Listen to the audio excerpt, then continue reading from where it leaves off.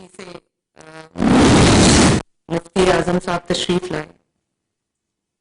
आपने अपना कीमती वक्त जो है हमें दिया। मैं आप सबकी इंतहाई शुक्रगुजार हूँ, दिल की गहराइयों से शुक्रगुजार हूँ और आपको खुशामदीद कहती हूँ। मेरे भाइयों और बुज़ुर्गों, बहुत जय्यद उलमा यहाँ पर तशरीफ़ रखते हैं और बहुत बड़े बड़े नाम यहाँ पे तशरीफ़ रखते हैं और बहुत चमकते दमकते चेहरे जो अल्लाह ताला के अहकामात पे चलने वाले, चलने की कोशिश करने वाले, नबी पाक सल्लल्लाहु अलैहि वसल्लम से मोहब्बत करने वाले लोग यहाँ पे मौजूद हैं। और आज हम एक टेबल पे बैठे हैं तो हम एक यूनिट बन के बैठे। ये इस साइड पे तमाम कानून नाफिज करने वाले इदारे मौजूद हैं, आपके वज़रा मौजूद हैं और इस साइड पे हमारे उलमाए कराम मौजूद हैं। तो मैं ये चाहती हूँ कि सबसे पहले तो हम ये समझ लें कि ये कोई हुकूमत वर्सेस कोई जो मजहबी जमातें हैं, ये वो नहीं है। मजहबी जमातें हमारी अपनी जमातें हैं। जब जहाँ पे मज़हब का नाम आ जाता है वहाँ पर हम सब एक हो जाते हैं। तो सबसे पहले तो मैं आपको ये कहना चाहती हूँ कि मैं आप ही की टीम का हिस्सा हूँ, आप ही की खिदमत के लिए हाजिर हूँ और मेरे सर पे एक बहुत बड़ी रिस्पॉन्सिबिलिटी है। लेकिन मैं आपको ऐसे भी देखती हूँ मेरे बुज़ुर्गों और भाइयों, मैं आपको ऐसे भी देखती हूँ कि आप हजरात जो हैं वो सिर्फ हमारे लिए एक मशले राह नहीं है, बल्कि आप उम्मत का ज़मीर हैं। आप हमारे जो हमारा मुल्क है, हमारी सरजमीन है, उसमें बसने वाले जो 25-26 करोड़ लोग हैं, अवाम हैं, आप उनका ज़मीर हैं। आप उनको अंधेरों में जब एक बेसकूनी की कैफियत होती है, जब एक लाकानूनियत की कैफियत होती है, जब एक बदअमनी की कैफियत होती है, तो हम सब अल्लाह ताला के अहकामात के लिए और जो एक अल्लाह ताला के अहकामात की रोशनी में, नबी पाक सल्लल्लाहु अलैहि वसल्लम के अहकामात की रोशनी में हम आपके तरफ देखते हैं कि आप हमें वो रहनुमाई फराहम करेंगे, वो गाइडेंस फराहम करेंगे। और इसीलिए मैंने आज आपको यहाँ पर जो है वो तकलीफ़ दी और इसीलिए हम आज यहाँ पर मिल के बैठे हैं। आप सिर्फ दीन का रास्ता नहीं दिखाते, आसानियाँ पैदा नहीं करते, बल्कि आप कौम के, उम्मत के जहनों को बेदार करने वालों में से हैं। ये जो एक बहुत सेक्रेड रिस्पॉन्सिबिलिटी है और एक बहुत खुशकिस्मती का, जो मैं समझती हूँ खुशकिस्मत लोगों के हिस्से में ये आता है। आप लोग वो अमल को अंजाम देते हैं। रियासत आपको अपना रहनुमा मानती है, अवाम आपको अपना रहनुमा मानती है, मैं आपको अपना रहनुमा मानती हूँ। और इसीलिए आज मैं मुफ्ती मुनीबुर रहमान साहब के साथ मेरी अंदर भी एक मीटिंग हुई है जिसमें हमने दिल खोल के अपनी जो बातें हैं वो की। मैं ये भी समझती हूँ कि जब हम एक ऐसी रियासत में रहते हैं जहाँ आपको अपने मजहबी जो आपके अकायद हैं या आपके जो मजहबी क्रेडेंशियल्स हैं कि आप कितने अच्छे मुसलमान हैं, या आप मुसलमान हैं, या आप अल्लाह ताला को मानने वालों में से हैं, या आप नबी सल्लल्लाहु अलैहि वसल्लम को मानने वालों में से हैं, आप कुरान को मानने वालों में से हैं, आप हदीस पे अमल करने वालों में से हैं, तो आपको एक सर्टिफिकेट की ज़रूरत पड़ जाती है सिर्फ अपने आप को डिफेंड करने के लिए, सिर्फ ये बताने के लिए कि नहीं नहीं आप मुसलमान हैं, आप भी जो है वो मज़हब से प्यार करने वाले लोग हैं। तो ये एक बहुत तकलीफ़ दे सूरत हाल हो जाती है। और आप जानते हैं कि माजी में भी ये हुआ कि सियासी मकासद के लिए कुछ जमातों को सिर्फ अमल में ही सियासी मकासद के लिए लाया गया, किसी को नीचा दिखाने के लिए, किसी के ख़िलाफ़ इस्तेमाल करने के लिए, किसी को ज़रर पहुँचाने के लिए। और यहाँ पे आज कितने जय्यद उलमा तशरीफ़ रखते हैं तमाम फ़िरक़ों से।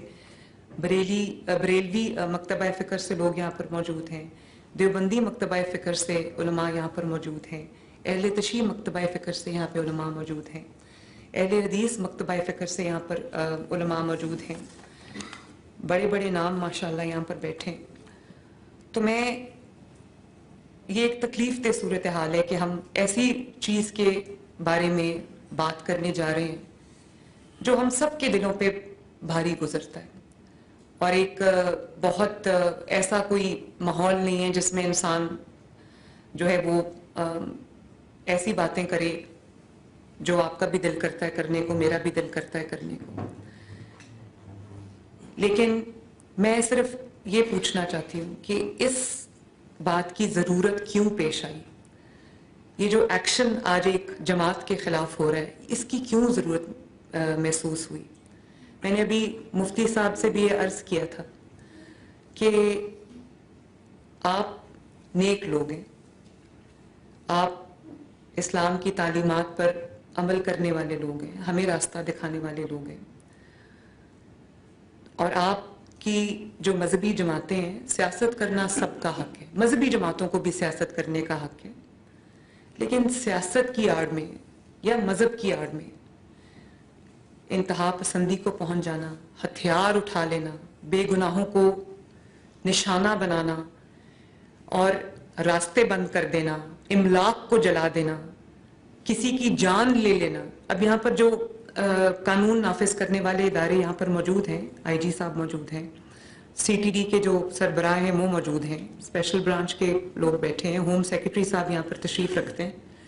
ہم سب اور میں بطور چیف ایگزیکٹو پنجاب کے، ہم سب آپ کی خدمت میں حاضر رہتے ہیں. ہم سب یہ حتی الامکان کوشش کرتے ہیں کہ یہاں پر عوام کی جو جان اور مال اور عزت ہے وہ محفوظ رہے. میں پوری کوشش کرتی ہوں صبح دوپہر شام کہ کوئی جو روزمرہ کی زندگی ہے اس میں کوئی خلل نہ آئے، اس میں کوئی رکاوٹ نہ آئے، لوگوں کو اپنے روزگار پہ آنے جانے کے لیے، اپنی درسگاہوں میں آنے جانے کے لیے، اپنے جو روزمرہ کے جو معاملات ہیں، چاہے کسی نے ہسپتال جانا ہو، کسی نے اسکول جانا ہو، کسی نے اپنے کام کے لیے جانا ہو، یا کسی بھی مقصد کے لیے کوئی اگر اپنے گھر سے باہر نکلتا ہے تو اس کو کسی تکلیف کا سامنا نہ کرنا پڑے، اور کوئی ایسی سچویشن پیش نہ آئے کہ کاروباری زندگی جو ہے وہ بالکل معطل ہو کے رہ جائے، اور کوئی گروہ ایسا آ جائے جو کفر اور اسلام کی جنگ بنا دے اور ہتھیار اٹھا لے اور حکم دے کہ جو سامنے آئے اس کو چھوڑنا نہیں ہے، جو پولیس والا آپ کے سامنے آئے اس کو چھوڑنا نہیں ہے، جو قانون نافذ کرنے والا آئے اس کو چھوڑنا نہیں ہے. تو میرا علم آپ کے مقابلے میں بالکل ناقص ہے، لیکن میں یہ ضرور سمجھتی ہوں کہ جو شخص اتنی بڑی ہستی جو کہ رحمت للعالمین ہے، تمام عالمین کے لیے جو رحمت ہے، اس کا نام لے اور شر انگیزی کرے، اس ہستی کا نام لے جس کا نام لیتے ہوئے انسان اگر محسوس کرے تو رونگٹے کھڑے ہو جاتے ہیں. جو عاشقان رسول صلی اللہ علیہ وسلم ہیں، ان کے سامنے جب جو صحیح عشق کرتے ہیں ان کے سامنے آپ نبی پاک صلی اللہ علیہ وسلم کا نام لیں تو آنسو لوگوں کی آنکھوں سے جاری ہو جاتے ہیں، رونگٹے لوگوں کے کھڑے ہو جاتے ہیں، ایک جھرجھری سی کبھی کیفیت ایک آ جاتی ہے انسان کے اندر. جو عشاق بیٹھے ہیں وہ اس بات کو سمجھتے ہیں. تو آپ خود یہ فرما دیجئے کہ کوئی اگر نبی پاک صلی اللہ علیہ وسلم سے عشق کا دعویٰ کرے اور اس کے ہاتھ میں بندوق ہو اور وہ اپنے ساتھیوں کو یہ پیغام دے رہا ہو کہ ان کو مار دو، اس کے ہاتھ میں ڈنڈے ہوں کیلوں والے، اور وہ یہ کہہ رہا ہو، نہ صرف کہہ رہا ہو بلکہ کر رہا ہو کہ جو قانون نافذ کرنے والے ادارے جو آپ کی خدمت میں آپ کی حفاظت پہ مامور ہیں ان کو مار مار کے ان کی ہڈیاں توڑا ہو، ان کے سر پھاڑا ہو، ان کی جو وہ کھوپڑیاں ہیں، وہ میرے پاس جو تصاویر ہیں آپ امیجن نہیں کر سکتے کہ میرا دل کس طرح سے دکھتا ہے جب میں دیکھتی ہوں کہ وہی لوگ جو اپنی جان ہتھیلی پہ لے کے آپ کی حفاظت کے لیے، آپ کے گھروں کی، آپ کے محلوں کی، آپ کی سڑکوں کی، آپ کے شہروں کی حفاظت کے لیے، آپ کی املاک کی حفاظت کے لیے جو آپ کے سامنے کھڑے ہیں، آپ یہ حکم دے رہے ہیں کہ ان کو جلا دو, ان کے سر توڑ دو, ان کی ہڈیاں توڑ دو اور راستہ بند کر دو. نبی پاک صلی اللہ علیہ وسلم تو راستے سے پتھر ہٹانے کو اتنا بڑا ثواب کا کام کہا ہے.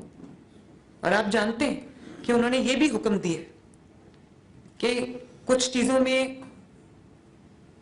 مسلمان اور غیر مسلمان اس کی تفریق نہیں ہے.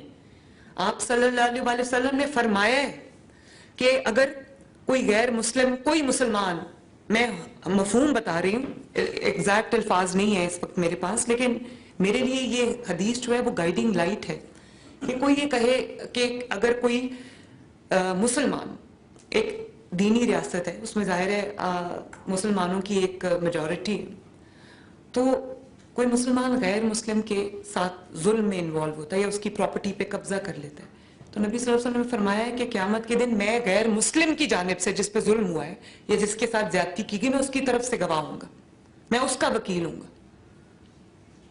تو انہی احکامات کی روشنی میں میں آپ سے یہ رہنمائی چاہتی ہوں کہ بطور حکمران, جو یہ حکمرانی اللہ تعالیٰ نے دی ہے, یہ کرسی مجھے اللہ تعالیٰ نے دی ہے اور یہ سدا رہنی بھی نہیں ہے, میں آپ سے یہ رہنمائی چاہتی ہوں کہ اگر کوئی جتھا ہتھیاروں سے لیس ہو کر سڑکوں پہ آ جائے اور کہے کہ مجھے میری مرضی کرنے دی جائے, ورنہ میں راستہ بند کروں گا, ورنہ میں گولی چلاؤں گا, ورنہ میں ریاست کو یرغمال بناؤں گا, عوام کو یرغمال بناؤں گا, تو وہ صرف ایک اپنا ایجنڈا فارورڈ نہیں کر رہا, وہ آپ سب کی بدنامی کا باعث بن رہا ہے, وہ ہمارے دین کی بدنامی کا باعث بن رہا ہے. آپ صرف ایک میں آپ سے سوال کرنا چاہتی ہوں, اور ایک بہت میں آپ سے چاہتی ہوں اس کا جواب. لبیک کتنا خوبصورت لفظ ہے. جب آپ احرام کی حالت میں ہوتے ہیں تو جب آپ کہتے ہیں لبیک اللہم لبیک, تو آپ اللہ تعالیٰ کے حضور آپ یہ کہتے ہیں پاک صاف ہو کے کہ اللہ تعالیٰ میں حاضر ہوں. لبیک کا کیا مطلب ہے؟ فرمائیے مجھے, لبیک کا کیا مطلب ہے جی؟ کہ میں حاضر ہوں. تو اب پاکستان میں رہتے ہوئے اس مقدس لفظ کا آپ کے ذہن میں کیا مطلب آتا ہے؟ لبیک سے آپ کے دماغ میں کیا آتا ہے؟ اور اتنا تکریم والا لفظ جو ہم احرام کی حالت میں ہمیں پڑھنے کا حکم ہے, اور یہ بھی ہمیں بتایا گیا ہے کہ اللہ تعالیٰ کو احرام کی حالت میں, چاہے آپ وہ عمرے کے لیے جا رہے ہو یا حج کے ارادے سے جا رہے ہو, میقات کے وقت جب آپ احرام میں اس کے مقام پہ جب آپ احرام پہنتے ہیں, تو اللہ تعالیٰ کو اس حالت میں آپ کی زبان سے کوئی کلمہ اس سے زیادہ جو محبوب نہیں ہے. ہم پڑھتے ہیں جب ہم جاتے ہیں احرام کی حالت میں, تو وہ دل پہ لگتا ہے جا کے وہ لفظ لبیک. یقین مانے اس کا, جس طرح کبھی آپ اللہ اکبر, وہ ایسے دل کی, اسی طرح لبیک کا لفظ احرام کی حالت میں کیا ہے. اور جب آپ اذان کا جواب دیتے ہیں جس کے لیے اللہ تعالیٰ نے کئی لاکھ نیکیاں رکھی ہیں, تو جب آپ حی علی الصلاۃ حی علی الفلاح کہتے ہیں, تو آپ دل میں آپ کو کیا کہنے کا حکم ہے؟ لبیک کہنے کا حکم ہے کہ اللہ تعالیٰ میں حاضر ہوں. تو آپ سوچیں کہ اس لبیک لفظ کو جب آپ چھوڑ دیں, کیا آپ لبیک کے بارے میں سوچیں, آپ کے ذہن میں پہلا خیال کیا آئے گا؟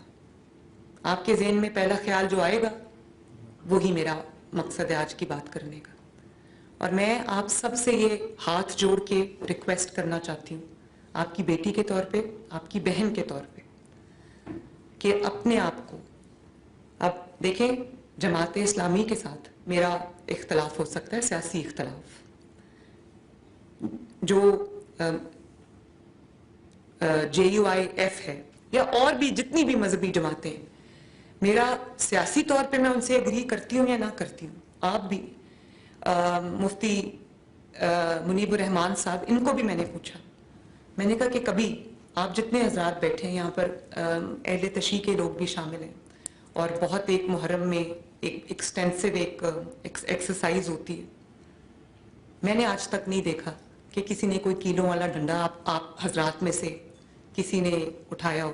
راغب نعیمی صاحب یہاں پر موجود ہیں, یا کسی نے یہ کہا ہو. آج تک میں نے آپ حضرات کی زبان سے ممبر پہ کھڑے ہو کے میں نے کبھی کبھی یہ سنا ہی نہیں کسی سے کہ کوئی یہ کہتا ہو اس کو مار دو، اس کو جلا دو، راستہ روک دو. اور دیکھیں کس لیے؟ غزہ کے لیے. ہم سب مسلمان ہیں، ہمارا اور دل جو ہے وہ غزہ کے، فلسطین کے مسلمانوں کے لیے دھڑکتا بھی ہے، دکھتا بھی ہے. اور مجھے جو امت مسلمہ کی جو جتنے بھی پاورز ہیں اس وقت، انفلوئنشل لوگ ہیں، ہم سمیت، مجھے شکوہ ہے اپنے آپ سے بھی کہ ہم وہ توانا آواز نہیں بن سکتے یا بن سک رہے جو ہمیں بننا چاہیے. کہ جس طرح وہ سب اکٹھے ہو جاتے ہیں ظالم جو ہیں، اور فلسطین میں جو جس قسم کے مناظر ہم سوشل میڈیا پہ جو ویڈیوز آتی ہیں، جس قسم کے ہم میں آنیسٹلی وہ شاید قیامت ہے ان لوگوں کے اوپر گزرتی ہے. لیکن جب ایک حل دنیا کے سامنے آیا اور غزہ کے، فلسطین کے مسلمانوں نے جب اس کو نہ صرف سیلیبریٹ کیا بلکہ خوشی منائی کہ ان کے اوپر جو ظلم کی ایک داستان تھی وہ ان کو لگا کہ اب ہمیں ریلیف ملے گی، وہ خوشی منا رہے تھے.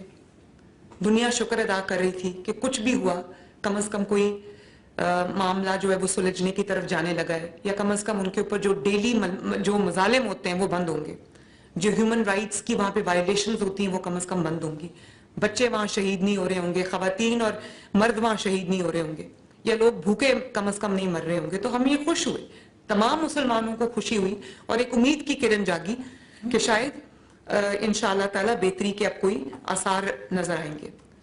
تو جب فلسطین میں لوگ خوشی منا رہے تھے، یہاں پر اعلان کیا گیا کہ ہم اسلام آباد پہ چڑھائی کریں گے فلسطینیوں کے لیے جو خوشی منا رہے تھے. تو مجھے یہ بتائیے کہ کیا یہ آپ جینوئنلی یہ سمجھتے ہیں کہ فلسطینیوں کے لیے وہ مظاہرہ کیا گیا تھا یا مظاہرہ پلان کیا گیا تھا؟ اور ہم نے تو اتنا بڑا یہ ہنگامہ چلا، میں نے ایک بار آپ سب مجھے گواہی اس کی دیں گے، ہو سکتا ہے میں غلط ہوں، ایک بار میں نے کسی اس شرپسند جماعت کے ایک شخص سے بھی فلسطین کے بارے میں ایک جملہ نہیں سنا. اگر سنا تو یہی سنا کہ مار دو، یہی سنا کہ ان کو چھوڑنا نہ، ان کو گھروں میں جانے نہ دینا، یہی سنا. یا اور جو نظر آیا وہ کیا آیا کہ جو آپ کے قانون نافذ کرنے والے ادارے ہیں، پولیس اور رینجرز، ان کو پوائنٹ بلینک رینج سے گولی ماری گئی. مجھے بتائیں کہ کوئی کھڑا ہو کے پوائنٹ بلینک رینج سے مسلمان شخص کو جو آپ کا محافظ ہے اس کو گولی مارے گا؟ آپ اس کو عشق رسول صلی اللہ علیہ وسلم کا دعویٰ کرنے والوں میں سے آپ ان کو اس میں ان کا شمار کریں گے؟ آپ کے گھروں سے جو صفائی کرتی ہے، آپ کے محلوں سے جو صفائی کرتی ہے، آپ کی سڑکوں کی جو صفائی کرتی ہے، ستھرا پنجاب جو ایک بہت پاپولر پروگرام ہے، صفائی نصف ایمان ہے، اس کے لیے مجھے کچھ آپ کو بتانے کی ضرورت نہیں ہے. وہ گاڑیاں جن کو عوام کے ٹیکس پیئر کے پیسے سے خریدا گیا، جو آپ کے گلی محلے صاف کرتے ہیں، آپ کے شہر صاف کرتے ہیں، ان گاڑیوں کو آگ لگائی گئی. وہ لوگوں کے خون پسینے کی کمائی ہے جس سے ایک خدمت انجام دی جا رہی تھی، اللہ تعالیٰ کے اور نبی صلی اللہ علیہ وسلم کے احکامات کی روشنی میں صفائی کی جا رہی تھی. وہ آپ کے ماحول کو خوبصورت بنانے والے لوگ ہیں، وہ گاڑیاں اور وہ جلا دی گئی، وہ راستے بند کر دیے گئے، لوگوں کو اس قدر مشکل پیش آئی. اور میرے لیے بہت تکلیف دہ تھا کہ وجہ کہ ہم نے اسلام آباد میں جا کے ایک سفارت خانے پہ چڑھائی کرنی ہے. تو دیکھیں، ہم کسی ملک کی کسی جو فلسفی ہے، عقائد ہیں، ہم اس سے اگری کریں یا نہ کریں، جو پاکستان میں ہمارے زیر سایہ، ہمارے ملک میں، ہماری دھرتی پہ اگر کوئی آ کر یہاں پر رہتا ہے تو اس کی جو حفاظت ہے وہ ہم سب کی ذمہ داری ہے. ہم کیا ایک امپریشن لوگوں کو دیتے ہیں کہ چڑھائی کر دو. پوری دنیا میں سفارت خانوں کا احترام کیا جاتا ہے، سفارت خانوں کو پروٹیکشن پرووائڈ کی جاتی. تو میں آپ سے یہ پوچھنا چاہتی ہوں کہ حکومت اس میں کہاں غلط ہے؟ مفتی صاحب نے فرمایا کہ ہمیں تحمل کا مظاہرہ کرنا چاہیے. 2.25 سال ہو گئے، ہر دفعہ کوئی نہ کوئی واقعات ہوتے میں بہت تحمل کا مظاہرہ کرتی ہوں، کیونکہ مجھے پتا ہے کہ وہ صرف ایک شرپسند جماعت نہیں ہے، اس نے لوگوں کے ذہنوں میں کو زہر آلود کیا ہے. اس نے لوگوں کو یہ بتایا ہے کہ یہ مذہب کی بات ہے، حالانکہ وہ مذہب کی بات نہیں ہے۔ میں خود جانتی ہوں کہ ایک ریڑھی والا جو فروٹ بیچتا تھا، اس کو صرف اس لیے اٹھا کے مارا گیا کہ اس نے اس جماعت کے کسی رکن کو اس نے جھک کے سلام نہیں کیا۔ یہ میرے پاس آیا ہے کیس، مجھے بہت تکلیف ہوئی اس بات کی۔ تو آپ جیسے کہ آپ پہ فرض ہے، آپ دین کی سمجھ بوجھ رکھتے ہیں، دین کی نالج رکھتے ہیں، اللہ تعالیٰ کا جو مقدس گھر ہے جس کو ہم مسجد کہتے ہیں، یا مدرسہ جس کے اندر اسلام کی تعلیمات دی جاتی ہیں، قرآن پاک کو پڑھایا جاتا ہے، سمجھایا جاتا ہے، احادیث کے بارے میں لوگوں کو آپ انلائٹن کرتے ہیں، اس کا ممبر آپ کے پاس ہے، وہ لاؤڈ سپیکر آپ کے پاس ہے۔ اور اگر آپ یہ سمجھتے ہیں، دیکھیں میں تو بطور مسلمان ہوں، میں ایک مذہبی گھر سے تعلق رکھتی ہوں، اور میں اس ماحول میں بڑی ہوئی ہوں کہ میرے دادا، میرے والد، میرے تمام گھر والے، ہم عید میلاد النبی کو ایک عید کے طور پہ مناتے ہیں۔ ہمارا آج بھی گھر جو ہے اس کو اس طرح سجایا جاتا ہے جیسے واقعی کوئی شادی ہے، کوئی عید ہے۔ تو جب میں چھوٹی تھی تو ماڈل ٹاؤن میں رہتے تھے، تو عید میلاد النبی صلی اللہ علیہ وسلم کے جلوس ہمارے گھر کے آگے سے گزرتے تھے۔ میرے دادا نے ہمارے ہاتھوں میں، ہم چھوٹے چھوٹے بچے ہوتے تھے، پھولوں کی، گلاب کی پتیاں دی ہوتی تھی، اور مٹھائی کے جو پیکٹس ہیں وہ دیتے، وہ ہم جلوس کے اوپر وہ پتیاں پھینکا کرتے تھے، اور وہ جو مٹھائی ہے وہ جلوس میں تقسیم کیا کرتے تھے۔ تو میری تو اس قسم کی ماحول میں میری پرورش ہوئی ہے۔ مجھے تکلیف ہوتی ہے یہ دیکھ کے کہ کوئی عشق رسول صلی اللہ علیہ وسلم کا دعوے دار جو ہے وہ کام کر رہا ہے جو بالکل نبی صلی اللہ علیہ وسلم کے احکامات کے منافی ہے۔ اور آپ سب کو میری آپ سے یہ گزارش ہے کہ یہ بھی حدیث ہے نا کہ ایمان کا سب سے کمزور درجہ یہ ہے کہ دل میں برا جانے۔ ہم سب دل میں برا جانتے ہیں، بات نہیں کرتے سامنے آ کے، کسی نہ کسی خوف کی بنا پہ ہم لوگ بات نہیں کرتے۔ یہ بات کی جانی چاہیے۔ آپ اپنے آپ کو، تمام مذہبی جماعتوں کو اس سے اپنے آپ کو علیحدہ کرنا ہے، اور ان کے جو فالوورز ہیں، جس کے اندر بہت کوئی انوسنٹ لوگ بھی ہیں جو دین کی محبت میں اینالائز کیے بغیر ایک بھیڑ چال کے پیچھے چل پڑتے ہیں، ان کو صحیح راستے پہ لانا، ان کو دین کا اصل روح سمجھانا، ان کو عشق نبی صلی اللہ علیہ وسلم کی اصل روح سمجھانا، یہ آپ سب کا فریضہ ہے۔ لوگوں کی جو ایک فکری اصلاح ہے وہ بھی آپ کا مذہبی فریضہ ہے، اور اسی طرح آپ کے جان کی، آپ کے مال کی، آپ کی املاک کی، آپ کی عزت کی، آپ کی ناموس کی حفاظت بطور وزیر اعلیٰ میری ذمہ داری، میری مذہبی ذمہ داری، جس کے بارے میں اللہ تعالیٰ کو جواب دے ہوں۔ اور اتنا جھوٹ کہ آپ نے شاید وہ ویڈیوز دیکھی ہوں گی کہ کیش کے بنڈلز نکل رہے ہیں دفاتر میں سے، وہ اسلحہ برآمد ہوا ریڈز کے دوران، جو اسلحہ شاید لا انفورسمنٹ ایجنسیز کے پاس بھی نہیں۔ میں آپ سے پوچھنا چاہتی ہوں کہ آپ میں سے کتنے ایسے علماء کرام ہیں جن کے مدارس میں، جن کی مساجد میں وہ اسلحہ کہیں سے نکل آتا ہے، یا اسلحہ رکھا ہوا ہے آپ نے، جو اپنے حفاظت پہ معمور جو سیکیورٹی گارڈز رکھے ہوئے ہیں، ان کے پاس جو لائسنس والا اسلحہ ہے۔ یہ اسلحہ کس لیے استعمال ہوتا ہے؟ آپ بھی جانتے ہیں، یہ اسلحہ استعمال ہوتا ہے ریاست کے خلاف، یہ اسلحہ استعمال ہوتا ہے قوم کے اندر، عوام کے اندر خوف و ہراس کی کیفیت پھیلانے کے لیے، یہ اسلحہ استعمال ہوتا ہے پولیس کے اور رینجرز کے جو لوگ ہیں ان کی سینوں پہ چلانے کے لیے۔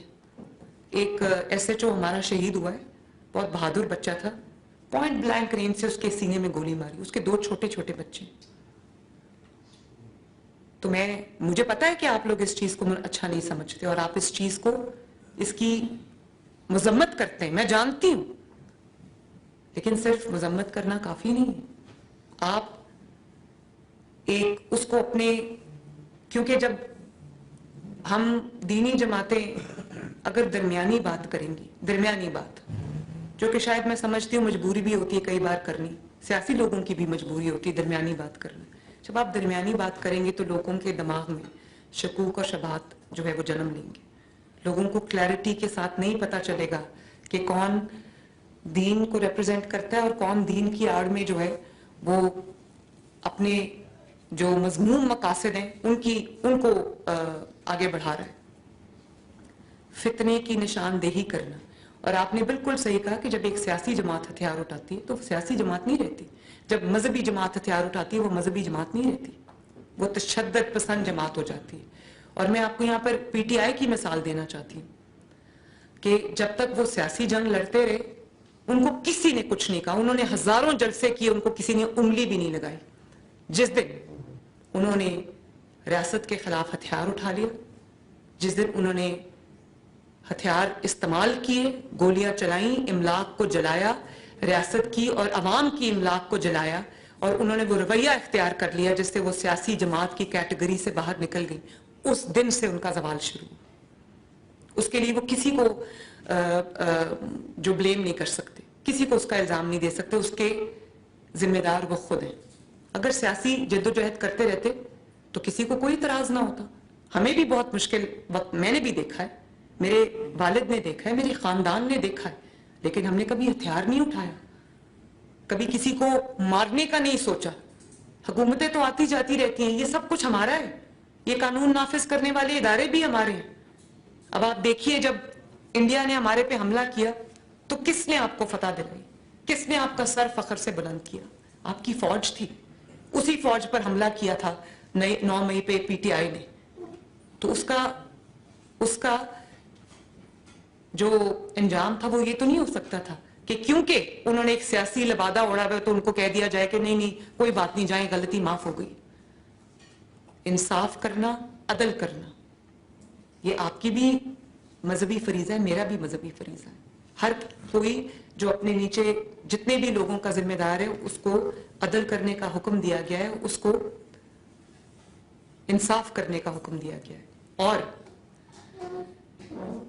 آپ یہ جانتے ہیں کہ جب تفرقہ آ جاتا ہے, جب کوئی فتنہ سر اٹھا لیتا ہے تو قوموں کی تنزلی شروع ہو جاتی ہے, تو ملکوں کی تباہی شروع ہو جاتی ہے.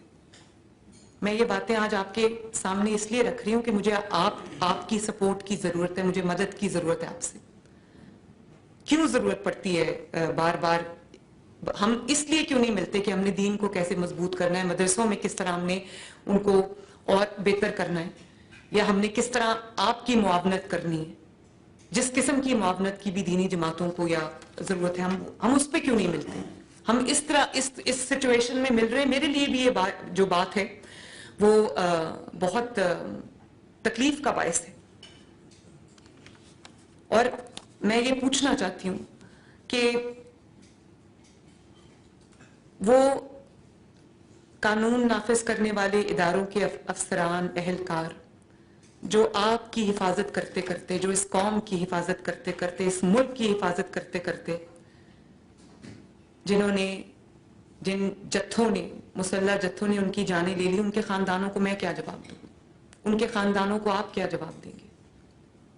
حتی الامکان کوشش کے باوجود کہ کوئی ایسی سچویشن کریٹ نہ ہو جہاں ہمیں کوئی ایکشن لینا پڑے. 1.25 سال گزارے ہم نے, اکا دکا واقعات ہوتے رہے.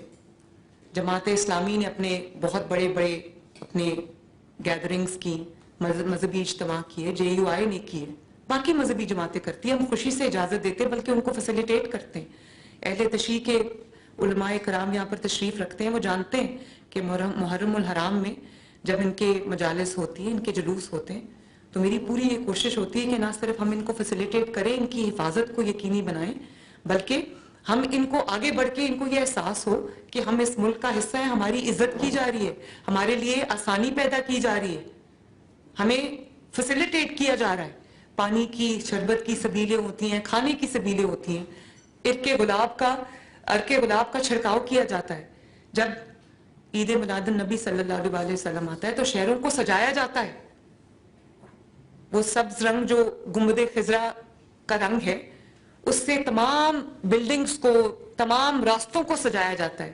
مٹھائی تقسیم کی جاتی ہے میری جانب سے, حکومت پنجاب کی جانب سے, اور جو عرق گلاب کا چھڑکاؤ کیا جاتا ہے. تاکہ اور ان کے ساتھ ہماری جو موبائل ہاسپٹلز چل رہے ہوتے ہیں ان کی حفاظت کے لیے 24 گھنٹے جو ہے وہ ڈیوٹی قانون نافذ کرنے والے اہلکار جو ہے وہ ڈیوٹی دیتے ہیں. ہم جاگتے رہتے ہیں کہ کوئی بھی اگر مذہبی کوئی رسوم ادا کی جا رہی ہے تو کسی کو تکلیف نہ ہو. تو میری حتی الامکان یہ کوشش ہوتی ہے کہ تمام جو مسلک ہیں, جو عقائد کے لوگ ہیں, ان کو ہم ایک چھتری کی طرح, ایک لڑی کی طرح اپنے معاشرے میں, اپنی حکومت میں ہم پروئیں, تاکہ ہمیں لگے کہ ہم ایک ہیں. آپ کا مذہبی عقیدہ کیا کہتا ہے, آپ کا مسلک کیا کہتا ہے, وہ آپ کا اور اللہ تعالیٰ کا معاملہ ہے, وہ ہمارا آپس کا معاملہ نہیں ہے.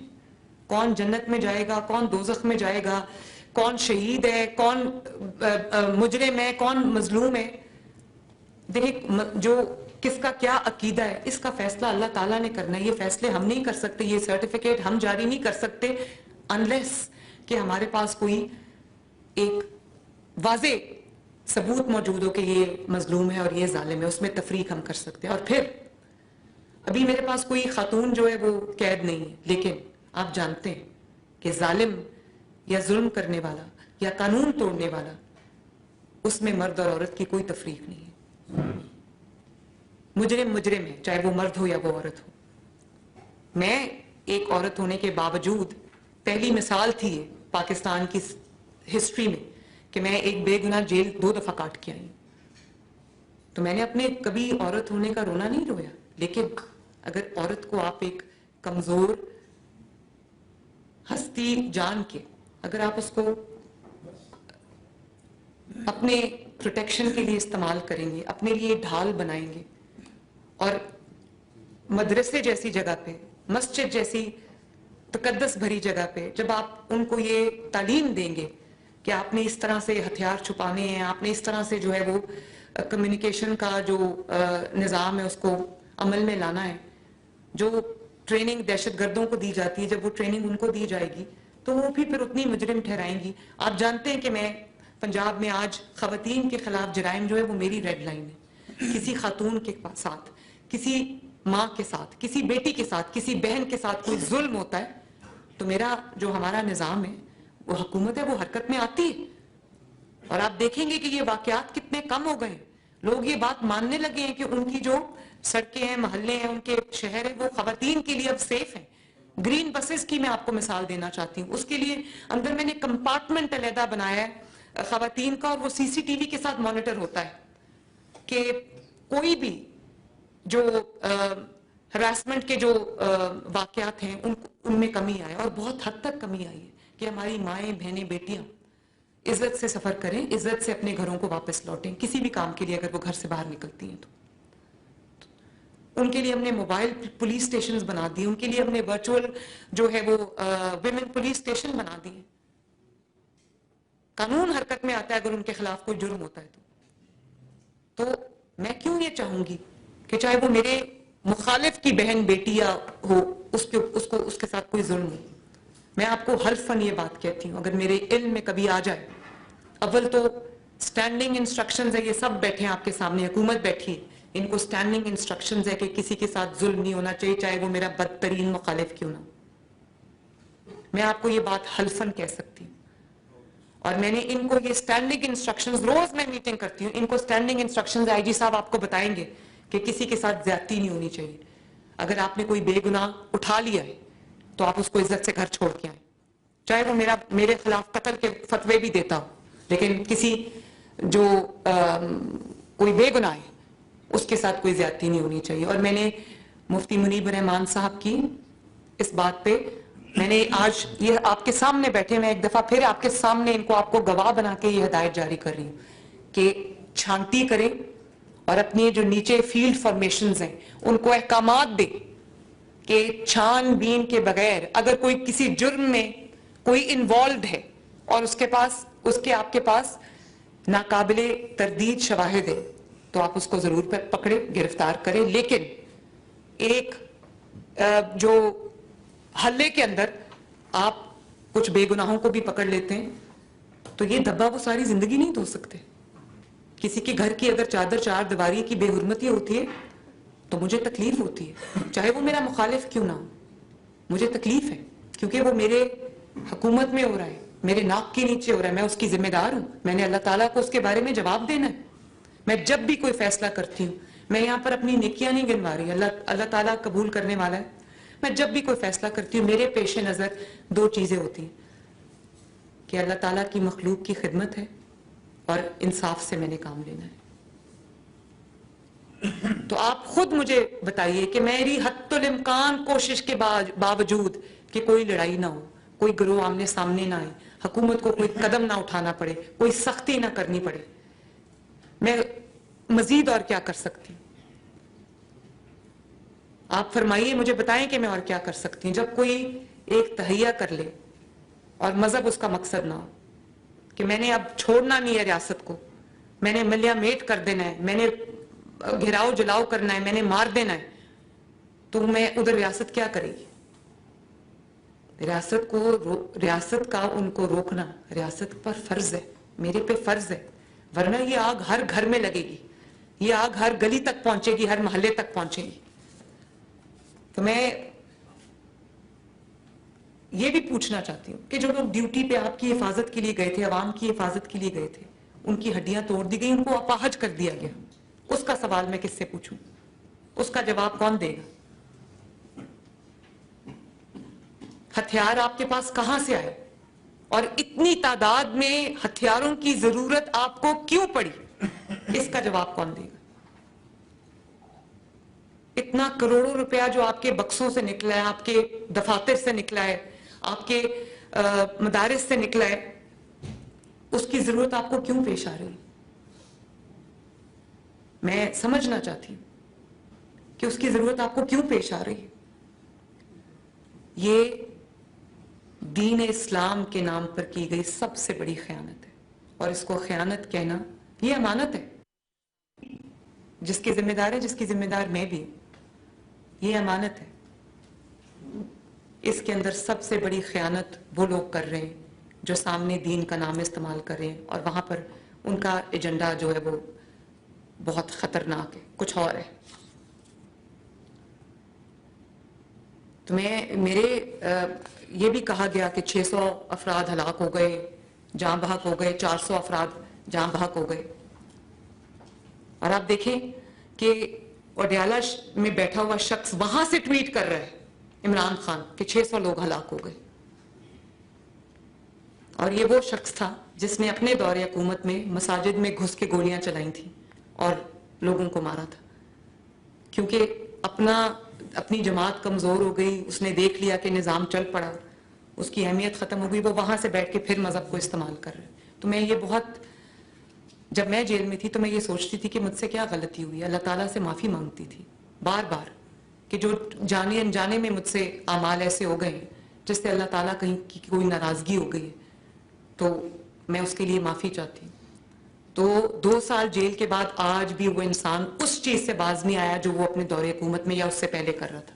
میری والدہ کا الیکشن تھا، اس وقت ایم اے 120 ہوا کرتا تھا جو حلقہ تھا، وہاں پر میں نے فیس کیا ہے اس جماعت کو، اس الیکشن کے لیے جو ہے وہ اس کو ترتیب دیا گیا تھا، میں نے ان کو فیس کیا تھا وہاں پر، ادھر میرے والد کے اوپر بھی جوتا پھینکا گیا اسی الزامات میں جو ایک گمراہ کن الزامات تھے، احسن اقبال صاحب کو گولی ماری گئی، اللہ تعالیٰ نے ان کو بچا لیا، مارنے والے سے بچانے والا بڑا ہے۔ اور آج بھی آپ دیکھیں ان کے کس قسم کے سوشل میڈیا پہ ان کی کس قسم کی ٹویٹس آتی ہیں یا پوسٹس آتی ہیں کہ ان کے سیکیورٹی میں کوئی ایسا بندہ پیدا ہو جو ان کو قتل کر دے، جو ان کو مار دے۔ آپ سوچیں کہ کیا آپ تمام حضرات سے میرا سوال ہے، مجھے کائنڈلی جواب دیجیے گا کہ آپ اس بات کو سپورٹ کرتے ہیں؟ تو بات تو یہاں ختم ہو جاتی ہے، مجھے پتا ہے آپ نہیں کرتے، تو بات یہاں ختم ہو جاتی ہے، اس کے بعد کوئی کسی شک اور شبے کی کوئی گنجائش ہی نہیں رہنی چاہیے۔ آپ اپنے آپ سے وہ ایک نام آپ کا استعمال کرتے ہیں، بدنامی آپ کی ہوتی ہے، ان کی بدنامی نہیں ہوتی، ان کی تو میں نے آپ کو بتا دیا ہے کہ ان کا ایجنڈا ہی کچھ اور ہے، مذہبی جماعتوں کی بدنامی ہوتی، مذہبی سیاسی جماعتوں کی بدنامی ہوتی۔ لوگ یہ سمجھتے ہیں کہ یہ شاید ایک ہی جو ذہنیت ہے. دیکھیں اللہ تعالیٰ کا جو گھر ہے مسجد اس کو کس چیز کے لیے استعمال ہونا ہے؟ اس کو دین کی تبلیغ کے لیے استعمال ہونا ہے. اس کو اللہ تعالیٰ کی عبادت کے لیے, چاہے وہ نماز ہو یا وہ تدریس کا عمل ہو, اس کے لیے استعمال ہونا ہے اس کو. اگر آپ مسجد کا مائک اور مسجد کا ممبر صرف یہ کہنے کے لیے استعمال کر رہے ہوں کہ ان کو چھوڑنا نہیں ہے, یہ دین مخالف لوگ ہیں, جب فتوے وہاں سے جاری ہو رہے ہوں, اس سے بڑی اللہ تعالیٰ کے گھر کی بے حرمتی اور کیا ہوگی؟ اس سے زیادہ اس کے گھر کی تقدس کی پامالی اور کیا ہوگی؟ میں نہیں چاہتی کہ کسی کے اوپر ایکشن ہو. اسی لیے جو ہم نے ان سے جو ان کی جو مساجد ہیں اور جو ان کے مدارس ہیں جو ہم نے سیل کیے, اس کو ہم نے مفتی منیب الرحمان صاحب کے حوالے کیے. میں نے اس کو اپنی حکومت میں نہیں رکھا, میں نے اپنے اوقاف ڈپارٹمنٹ کو نہیں دیا, اس کو آپ سب کے حوالے کیا, کیونکہ میرا ایک یقین ہے آپ پہ, میرا ایمان ہے کہ آپ لوگ اس کو اللہ تعالیٰ کے دین کی ترویج کے لیے استعمال کریں گے, اس لیے وہ ہم نے آپ کے حوالے کر دی. اور پہلی بار مجھے آپ بتائیں کہ کیا پنجاب میں کبھی یہ ہوا کہ جو سب سے محترم شخص ایک محلے میں یا ایک گاؤں میں کون ہوتا ہے؟ لوگ کہتے ہیں جی امام مسجد سے فیصلہ کرا لو, امام مسجد نے یہ کہہ دیا تو یہ ہوگا. سب سے محترم شخص اللہ تعالیٰ کے گھر کا امام ہوتا ہے. مجھے اس بات کی تکلیف تھی کہ کبھی کچھ مساجد ایسی ہیں, بلکہ بہت بڑی تعداد مساجد کی ایسی ہے جس کے امام کو تنخواہ دینے کے لیے, جس کے مؤذن کو تنخواہ دینے کے لیے سب چندہ جمع کرتے ہیں اور اس کو مہینے کی تنخواہ دی جاتی, اور وہ غریب لوگ ہوتے ہیں, ہینڈ ٹو ماؤتھ لوگ ہوتے. تو مجھے لگتا تھا کہ ان کی بے عزتی ہے کہ ان کو چندہ جمع کر کے تو ان کو ایک تنخواہ دی جا رہی ہو. تو میں آپ سے پوچھنا چاہتی ہوں, کیا کبھی کسی نے یہ قدم اٹھایا کہ 65,000 جو مساجد ہیں ان کے جو ان کے امام حضرات ہیں ان کا وظیفہ مقرر کیا جائے؟ بے شک وہ وظیفہ ایک ناکافی اماؤنٹ ہے, زیادہ ہونا چاہیے, اس کو ہم زیادہ بھی کریں گے انشاءاللہ تعالی, لیکن کم از کم اگر باقیوں کو راشن کارڈ مل رہے ہیں, باقیوں کو جو ان کی مالی معاونت دوسرے ڈپارٹمنٹ سے تعلق رکھنے والے لوگوں کی جا رہی ہے تو ان کی بھی ہونی چاہیے. میں نے اپنے والد کو کہا کہ ہم ان کو 15,000 روپیہ مہینہ دیا, تو مجھے کہتے ہیں یہ تو بہت تھوڑا ہے, آپ کو اس کو 25,000 کرنا چاہیے. تو یہ ہم کرنے جا رہے ہیں. اس کی وجہ یہ ہے کہ ہم ان کو یہ احساس دلانا چاہتے ہیں کہ گورنمنٹ آپ کو اون کرتی ہے, کہ لوگوں کی جو چندہ ہے کرنا ہے اس کے لیے اس کے اوپر آپ کو ڈپینڈ نہ کرنا پڑے. لاؤڈ سپیکر کا جو ہے, آپ حضرات میرے ساتھ شاید مفتی صاحب کو کوئی, کیونکہ آپ کو پتا ہے نا کہ جھوٹ بہت زیادہ پھیل جاتا ہے کہ اتنے قتل ہو گئے, اتنے لوگ جاں بحق ہوئے, ان کی لاش کہیں تو ہوگی نا, اتنے لوگ زخمی ہو گئے, ان کا کوئی تو ہسپتال میں وہ گئے ہوں گے نا, کہیں تو ان کی مرہم پٹی ہو رہی ہوگی نا. 600 افراد ہلاک ہو گئے, 500 افراد ہلاک ہو گئے, اور وہ تعداد دن بدن بڑھتی جا رہی ہے. بھئی مجھے ثبوت چاہیے نا کہ وہ لاشیں کہاں گئیں اچانک. اور آج کل تو آپ سب جانتے ہیں کہ آج کل ٹیکنالوجی کا دور ہے, سب کے ہاتھ میں کیمرہ ہوتا ہے, موبائل فون ہے تو کیمرہ ہے. وہ کون سی ایسی قتل ہوا ہے جس کی کوئی موبائل کی ویڈیو نہیں آ رہی؟ اس بات کی ویڈیوز آ رہی ہیں کہ دفتر سیل کر دیا, یا مدرسے کو سیل کر دیا, یا ریڈ ہو گیا, یا پکڑ دھکڑ ہو رہی ہے. جو حکومت کر رہی وہ میں چھپاتی نہیں ہوں, کر رہی ہے, لیکن اس بات کا کوئی ایک ثبوت لے آئے کہ 600 افراد, جب خدا نہ خواستہ 600 افراد جہاں بحق ہوں تو وہ لاشوں کو تو ڈھیر لگ جائے گا. وہ کدھر ہیں وہ لاشیں؟ میں تو ثبوت مانگتی ہوں, مجھے دیں تاکہ میں اپنی پولیس کو پکڑوں کہ کیوں مارا ہے اس کو. ویڈیوز اگر میرے پاس آ رہی ہیں تو اس چیز کی آ رہی ہیں کہ لبیک کے جو افراد تھے ان کے ہاتھ میں جو گنز تھی, ان کے ہاتھ میں اسلحہ تھا, اور انہوں نے پوائنٹ بلینک رینج سے گولی چلائی. اگر تصاویر اور ویڈیوز آ رہی ہیں میرے پاس تو اس چیز کی آ رہی ہیں کہ ان کے دفاتر سے بے انتہا, میں تو حیران ہو گئی جس قسم کا اسلحہ ان کے پاس سے نکلا. اسلحہ اسلام کی ترویج کے لیے تو استعمال نہیں ہوتا. تو میں تو کہتی ہوں کہ مجھے دیں ثبوت, آخر وہ لوگ کہاں گئے, وہ لاشیں کہاں گئی, وہ ڈیڈ باڈیز کدھر گئی. میری ڈیڈ باڈی اگر آئی ہے میرے کسی پولیس والے کی تو دنیا نے دیکھی ہے, اس کا جنازہ دنیا نے پڑھا ہے. کوئی زخمی اگر پولیس یا قانون نافذ کرنے والے اداروں کا کوئی زخمی ہوا ہے تو وہ دنیا نے دیکھا ہے. مجھے بھی دکھائیں. اور میں مفتی منیب الرحمان صاحب نے مجھے کہا کہ ایک دفعہ لسٹ آپ دوبارہ جاری کر دیں کہ کتنے لوگ زخمی ہوئے. تو میں وہ بالکل یہ میرے سامنے بیٹھے ان کو میں ہوم سیکرٹری صاحب آپ کائنڈلی وہ لسٹ دوبارہ ان کے ساتھ شیئر کر لیجئے کہ آپ کی دانست میں آپ کی جو گنتی ہے اس میں کتنے لوگ جو ہیں وہ ان کے زخمی ہوئے ہیں لبیک والوں کے. میں اس کے لیے تیار ہوں, لیکن اتنے قتل ہو گئے, سینکڑوں, درجنوں نہیں سینکڑوں قتل کا الزام لگ گیا, وہ لاشیں کدھر گئیں؟ 600 لاشیں تو خدا نخواستہ لاشوں کا پہاڑ بن سکتا ہے, اللہ تعالیٰ مجھے معاف کرے. لیکن ایسے نہج تک معاملات کو لایا کیوں جائے؟ ہم کوئی ایک دوسرے کے دشمن تو نہیں.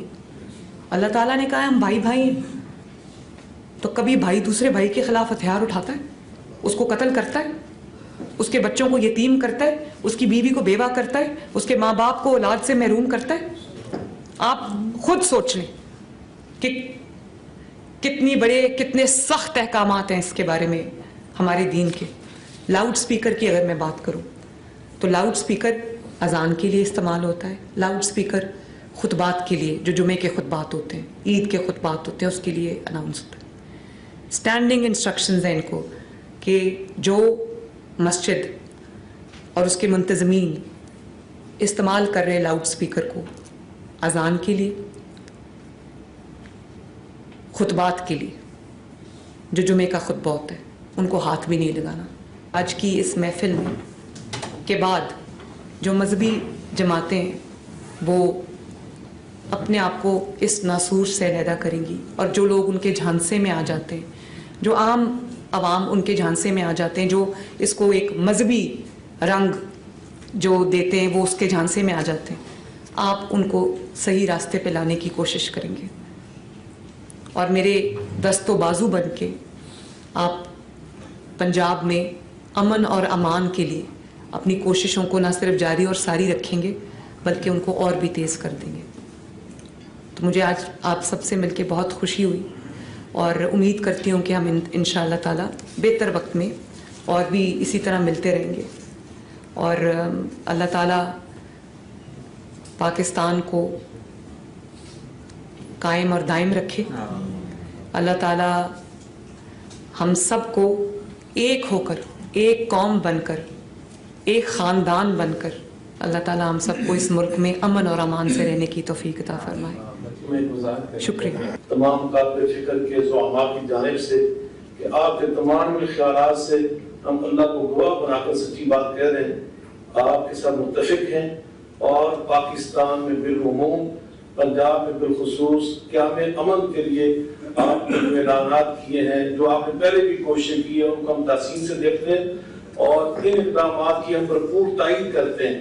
اور میری آپ سب سے گزارش ہے, ہمارے افسران بھی بیٹھے ہیں, علماء بھی, کہ اگر آپ اجازت دیں تو ہم ہاتھوں میں ہاتھ ڈال کر زنجیر بنا کر سب کو ایک پیغام دے دیں کہ ہم سب ایک پیج پہ ہیں, ہم سب متفق ہیں, اور اپنی صوبائی قیادت کے ساتھ قیام امن کے لیے 100% متفقوں کے ساتھ کھڑے. بہت بہت شکریہ, بہت مہربانی, بہت شکریہ. یقیناً تمام درجات اور تمام چیزیں تفصیل سے آپ نے بیان فرمائی ہیں. میں سمجھتا ہوں کہ یہ حقیقت ہے, اور اس سلسلے میں حکومت پنجاب کی طرف سے ہر لمحہ بیدار اور ہوشیار رہنا ہمارے سامنے عملاً موجود ہے. میں اس بات پہ آپ کا خاص طور پر شکریہ ادا کرتا ہوں کہ آپ نے محرم الحرام کے حوالے سے پورے پنجاب میں جتنے اعلیٰ ترین انتظامات کیے اپنی طرف سے سبیلیں لگائیں, حکومت کی طرف سے سبیلیں لگائیں, صفائی سیکورٹی کا انتظام کیا. اس کے لیے پوری قوم کی طرف سے شکریہ بھی ادا کرتا ہوں, اور آپ کے اس اعتراف کو بھی سراہتا ہوں کہ پاکستان کے شیعوں کی طرف سے کبھی بھی کسی جلوس میں کوئی مسلح کارروائی نہیں کی گئی, کسی کے ہاتھ میں نہ خالدہ ڈنڈے ہوتے ہیں اور نہ ہی کوئی اسلحہ ہوتا ہے. اور امن قوم کی حیثیت سے پر امن طریقے سے پورے ملک میں اتنے بڑے بڑے لاکھوں کے اجتماعات گزر جاتے ہیں, اور الحمدللہ کوئی بھی نقصان نہیں ہوتا. اس میں جہاں ہمارے کارکنوں اور عوام کی تربیت کا تعلق اپنی جگہ پر, لیکن حکومت کی طرف سے بھرپور تعاون یقیناً ان تمام تر انتظامات کو بہتر سے بہتر بنانے میں ان میں جو معامل ثابت ہوتا ہے, جس کے لیے اپنی پوری قوم کی طرف سے پورے پاکستان کی شکر گزار ہوں. اور انشاءاللہ تعالی हर हवाले से, न सिर्फ ये कि मुहर्रम के जुलूसों के हवाले से, पाकिस्तान में जो भी कोई किसी भी किस्म का मामला क्या में अमल के हवाले से है, हम आपके साथ हैं। कभी की तरह, हमेशा की तरह, ये हमारा वतन है, हमने बनाया है और हमने इसकी हिफाजत करनी है और हमेशा की तरह हिफाजत करते रहेंगे। दुआ यकीनन सिलाए अंबिया है जिसके जरिए खुदावंद मुताल का दरवाजा अर्श को हिलाया जा सकता है। हमारी दुआएं भी आपके साथ हैं, ताउन भी आपके साथ है। अल्लाह ताला इस मुल्क को, इस सूबे को, पूरी दुनिया में एक मिसाली सूबा बनाए और आपने जो काशी की है अल्लाह ताला अपने हुजूर बताए इबादत कबूल और मकबूल फरमाए।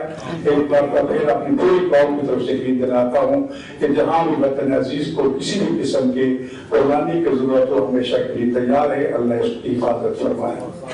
बहुत बहुत आपका शुक्रिया मेरे प्यारे बुजुर्ग, आपने मेरा बहुत हौसला बढ़ाया है। मैं बहुत आपकी शुक्रगुजार हूँ। Thank you. बिस्मिल्लाहिर्रहमानिर्रहीम।